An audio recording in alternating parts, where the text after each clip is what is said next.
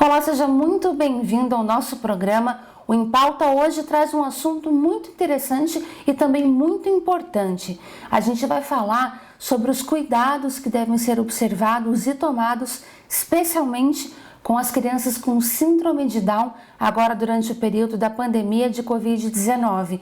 Para conversar com a gente sobre isso, a gente trouxe aqui a pediatra, doutora Patrícia Salmona. Tudo bem, doutora? Tudo bem, é um prazer estar aqui. Queria aproveitar e agradecer o convite. Na verdade, nós é que agradecemos, por você ter aceito o nosso convite e estar aqui hoje para compartilhar com a gente um pouco do seu conhecimento sobre esse assunto tão importante, principalmente nesse momento. E antes da gente começar a nossa conversa, a gente vai assistir um videozinho aqui agora que vai esclarecer um pouquinho mais quem está nos assistindo sobre o assunto. Roda o VT.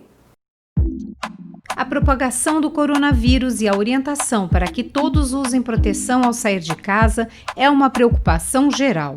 Cuidados de higiene, como a lavagem frequente das mãos com sabão, o uso de máscaras faciais e a aplicação de álcool em gel se tornaram parte da rotina da maioria das pessoas. A transmissão da Covid-19 acontece por meio de situações simples, como o toque do aperto de mão, gotículas de saliva, espirro, tosse e catarro. O contato com objetos e superfícies contaminadas, como celulares, maçanetas e teclados de computador, por exemplo, também ajudam a disseminar o vírus. Se a preocupação é algo presente na vida de toda a população, as pessoas que fazem parte do grupo de risco devem ter atenção redobrada.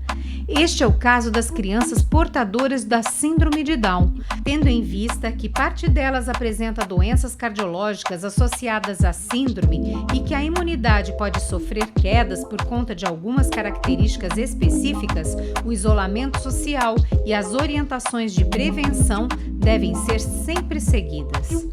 Vale lembrar que ainda não foi descoberta uma vacina que seja eficiente para proteger contra o coronavírus. A única solução disponível no momento é se prevenir. Por isso, fique atento, faça a sua parte e ajude a proteger as pessoas que você ama. Bom, de volta aqui agora com a doutora Patrícia. Doutora, eu vou começar então pedindo para você, por favor, nos explicar o que é a síndrome de Down. A síndrome de Down é uma condição genética na qual a criança nasce, ela é uma cromossomopatia. O que seria?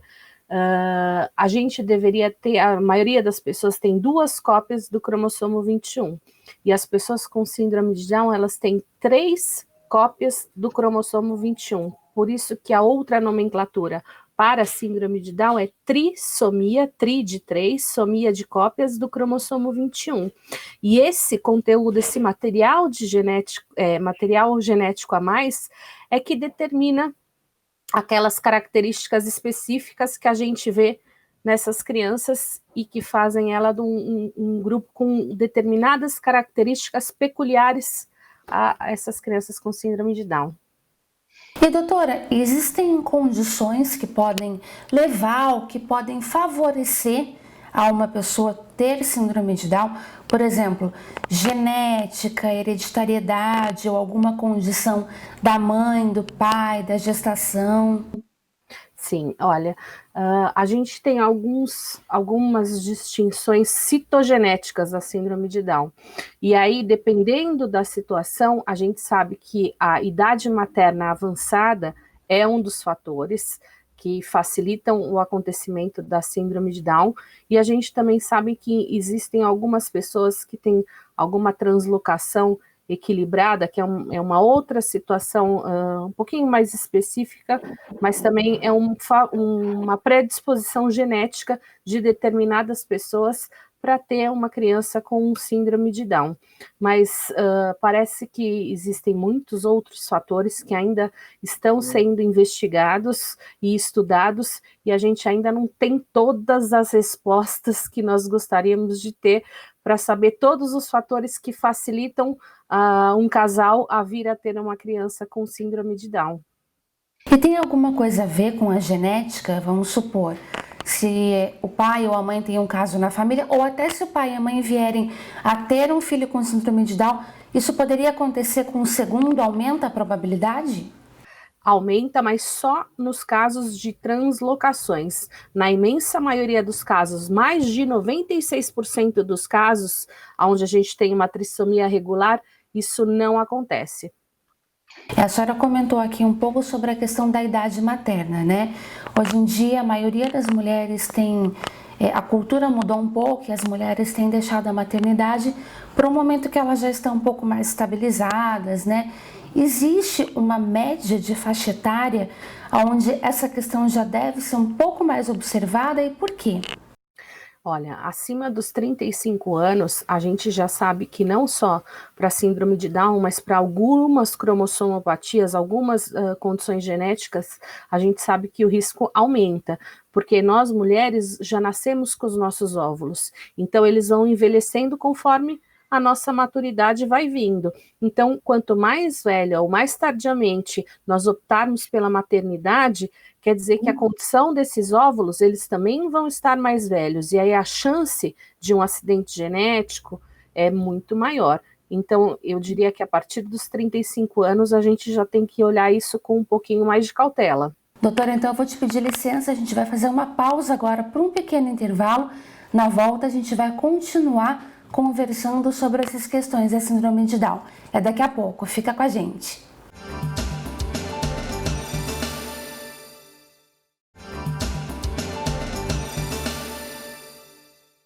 Nós estamos de volta aqui no Em Pauta, hoje falando sobre as questões relacionadas à síndrome de Down, conversando com a pediatra, a doutora Patrícia. Doutora, no bloco anterior, a gente falou sobre a questão da idade materna e sobre questões que podem causar a síndrome de Down, né? Então eu vou começar agora te perguntando como é feito o diagnóstico. Tá, a gente pode ter o diagnóstico tanto no momento pré-natal, ainda quando o bebê está se formando, né, dentro do útero materno, quanto pós-natal. O diagnóstico 100% de certeza é sempre pós-natal, através de um exame que chama-se cariótipo, que é feito com o sangue do bebê colhido na maternidade ou até logo após o nascimento. O exame pré-natal, um dos exames chama-se NIPT, Non-Invasive Prenatal Test. Então, você consegue, a partir da 9ª, 10ª semana de gestação, tirar o sangue materno, separar as células fetais, separar esse DNA fetal, para fazer esse exame do NIPT, que ele não é 100% específico, mas ele chega a uma especificidade, uma sensibilidade de 98, 98,5%, que é bastante fidedigno. Entendo esse resultado, se você optar por ter 100% de certeza, aí você teria que fazer ou uma amniocentese ou uma cordocentese, que são exames um pouquinho mais invasivos, que aí você faz, por exemplo, uma amniocentese, é uma punção do líquido amniótico guiado por ultrassom para pegar esse DNA fetal e fazer o teste genético. Mas desde 2011 para 2012 a gente já tem essa tecnologia pré-natal menos invasiva aqui no Brasil. E doutora, é possível identificar alguma coisa por meio de um ultrassom convencional? Então, o ultrassom, ele faz parte do pré-natal, e o pré-natal, ele tem a intenção de rastrear alguma alteração ou alguma malformação.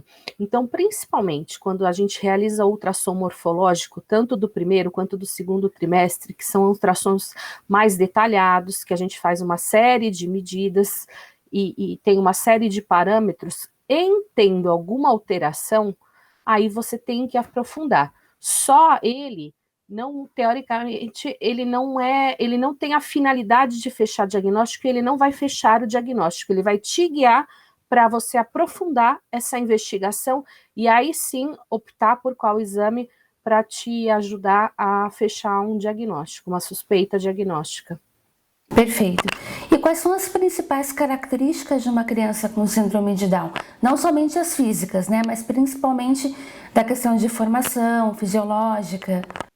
Olha, eu diria que as duas características principais são o comprometimento intelectual, que é um comprometimento intelectual variável, mas todas elas têm algum tipo de comprometimento intelectual, e a hipotonia, que é o fato da musculatura, tanto esquelética quanto lisa, a musculatura não só que a gente consegue trabalhar aqui fisicamente, como a musculatura interna de alguns órgãos, ela é mais flácida, um pouquinho mais molinha, a gente diz que é hipotônica. Então, essas duas características são praticamente universais. Além disso, você vai ter baixa estatura, eles acabam sendo mais gordinhos, tem a prega epicântica, que deixa aquele olhinho mais amendoado, a maioria tem a prega única palmar, metade deles tem cardiopatia, eles têm aquela tendência maior a alterações da tireoide, mas essas são mais características físicas que agora todo mundo já reconhece, está habituado, que é o que a gente chama de fenótipo, só de você bater o olho caracteriza aquela criança. Perfeito. Bom, doutora, a gente vai para mais um intervalo agora e na volta a gente vai conversar um pouquinho sobre a questão específica do pessoal que tem síndrome de Down, mas voltado agora para esse momento da pandemia do novo coronavírus, tá bom? É daqui um pouquinho, você continua com a gente.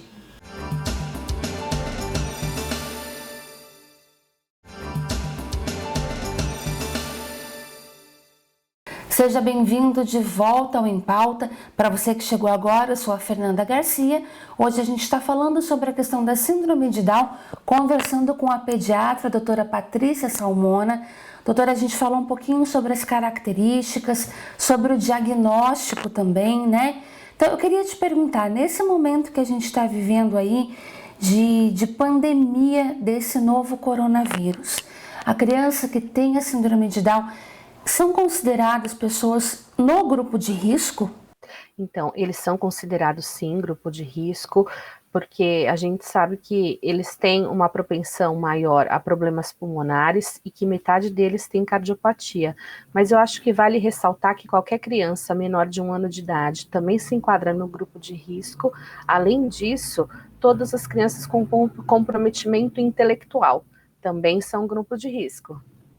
Doutora, e nesse contexto de grupo de risco, qual que é a necessidade e a importância do isolamento, né, do distanciamento social? Olha, nesse caso vai acabar sendo fundamental, porque não só para as crianças com síndrome de Down, as menores de 2 anos não devem usar máscara, enfim, porque vão coçar o olho, coçar o nariz, acaba contaminando. E as crianças entre 2 e 4 anos você vai ver caso a caso, mas nesse grupo que tem um comprometimento intelectual, talvez uma dificuldade maior, também a gente não tem indicado. E aí eu preciso contar com a colaboração das pessoas em volta para favorecerem a esse isolamento, que é uma das maiores ferramentas que temos atualmente para diminuir aí os índices de contaminação, né? Com certeza. Doutora, uma criança com síndrome de Down, ela tem alguma diferença no desenvolvimento motor e cognitivo dela?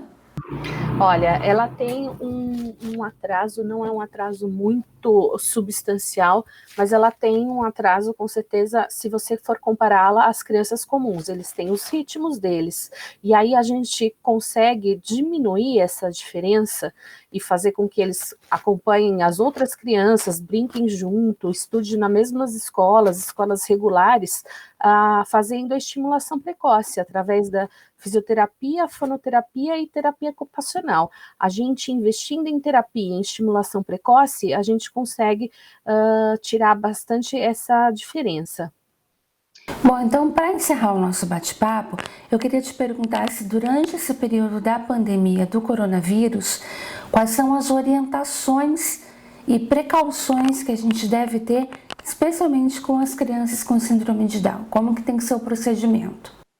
É o distanciamento social, principalmente higienização, lavagem de mão, escovar mais os dentes, lavar rosto, lavar olho, porque a gente fica focando em lavar as mãos, mas as crianças sempre estão mexendo no rosto, levando um brinquedo na boca, etc, etc e tal. E tentar, o máximo possível, poupá-las, preservá-las. Eu sei que não é fácil, eu sei que é difícil manter a criança 24 horas dentro de casa, mas nesse momento vai ser a medida mais efetiva e mais importante para que a gente consiga preservá-las. Bom, doutora, eu acho então que fica aí o recado, né? Fica aí a conscientização importante que essas crianças que têm síndrome de Down, elas fazem sim parte do grupo de risco, têm características próprias na sua saúde, no seu desenvolvimento. Vale a pena os pais, quem estiver ao redor, ficar um pouco mais atento com a questão do isolamento social, lavagem da mão, lavagem do rosto, sempre para proteger a criança. E lembrando também, como a doutora comentou aqui, que não é só a criança com síndrome de Down que faz parte do grupo de risco, mas todas as crianças pequenas, até mesmo pela dificuldade do uso da máscara de proteção, fazem parte do grupo de risco. Então aí, pais, fiquem atentos, isso é muito importante e vale a pena ser reforçado aqui com a gente, né? É, isso mesmo. E torcer para que alguma ou vacina, ou enfim, que isso passe logo.